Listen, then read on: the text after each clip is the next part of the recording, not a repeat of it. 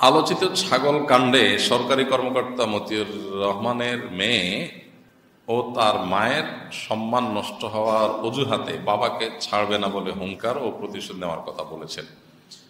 প্রশ্ন হলো, সন্তান কি বাবাকে এভাবে বলতে পারেন কিনা? ভাই, সন্তান বাবাকে এভাবে হুঙ্কার দিতে পারে কিনা, ছাড় দেবে না এটা বলতে পারে কিনা, এর উত্তর হলো অবশ্যই পারে, যদি সন্তান সেই শিক্ষায় শিক্ষিত না হয়। দিনী শিক্ষায় যদি সন্তান শিক্ষিত না হয়, তাহলে বাপকে, শুধুমাত্র বাপকে কেন, মাকেও সে আপনার অবিচার করতে পারে, অন্যায় করতে পারে, জুলুম করতে পারে, নানা কিছু করতে পারে। আর যদি তারা অপরাধী হয়, তারা গুনাহগার হয়, তারা যদি কোনো দোষে দোষী হয়, তাহলে তো বলার কথা, সেটা বলার অপেক্ষাই রাখে না। আমাদের সমাজে প্রায় সময় বিভিন্ন ঘটনাগুলো আমাদের চোখে আঙ্গুল দিয়ে দেখিয়ে দেয় কোরআন এবং হাদিস আমাদেরকে যে কথাগুলো বলেছে সেগুলো কতটা বাস্তবসম্মত।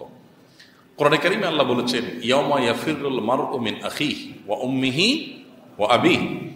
কিয়ামতের দিন যখন আল্লাহ তাআলা প্রত্যেকটা অপরাধের জন্য মানুষকে পাকড়াও করা শুরু করবেন, পুঙ্খানুপুঙ্খ প্রত্যেকটা কাজের যখন বিচার হবে, সেদিন মানুষ নিজের মা থেকে, নিজের বাবা থেকে, নিজের ভাই থেকে, আপনজন থেকে, স্বামী স্ত্রী পরস্পর থেকে পলায়ন করবে।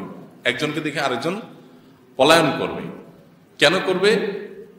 যে আজ যদি সাক্ষাৎ হয় তো তা না জানি আমার কোনো নেকামল সে চেয়ে বসে, না জানি তার কোনো পাপের দায় আমার উপরে সে দিয়ে দেয়। এই জন্য সবাই নিজের জান বাঁচানোর জন্য পলায়ন করবে। এই পরিস্থিতি কিয়ামতে হবে। কিন্তু দুনিয়াতে কখনো কখনো এ ধরনের পরিস্থিতি হয় যে সন্তান নিজের বাপকে, বাপ নিজের সন্তানকে অস্বীকার করে বসে, সন্তান নিজের বাপকে অস্বীকার করে বসে, যখন পরিস্থিতি একটু অন্যরকম হয়।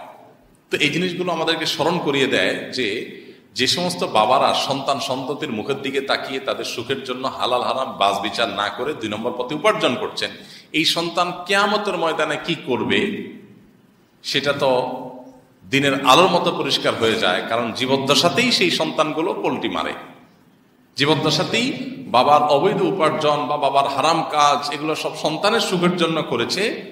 এরকম অনেক বাবা আছে, আমি স্পেসিফিক এই ঘটনার কথা বলছি না, জেনারেল কথা, যে অনেক বাবা আছেন যে সন্তানের জন্য চুরি করেছেন, ডাকাতি করেছেন, দুর্নীতি করেছেন, 2 নম্বরই করেছেন, কিন্তু যখনই বা বিপদে পড়েছেন তখন সন্তান মুহূর্তের ভিতরে পল্টি মেরেছে।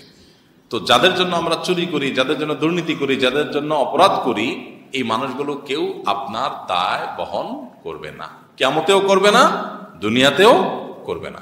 এই ঘটনাগুলো সেটাকে আমাদের আবারও স্মরণ করিয়ে দেয়। এই জন্য যে সমস্ত বাবা মারা, যে সমস্ত অভিভাবকরা নিজের অধীনস্থদের জন্য 2 নম্বর পথে উপার্জন করেন, তাদের সাবধান হওয়া উচিত, এখান থেকে শিক্ষা গ্রহণ করা উচিত যে কোনো অবস্থাতেই এই ধরনের কর্মকাণ্ড আমাদের করা উচিত না, যেটার দায় অন্য কেউ বহন করবে বলে আমার মনে হয়। যত মানুষ দুর্নীতি করে, যত মানুষ আর্থিক অন্যায় করে, এদের সবাইকে আপনি জিজ্ঞাসা করেন, মেজরিটি মানুষ বলবে সে নিজের জন্য করে না। সব কার জন্য করে? ফ্যামিলির জন্য করে।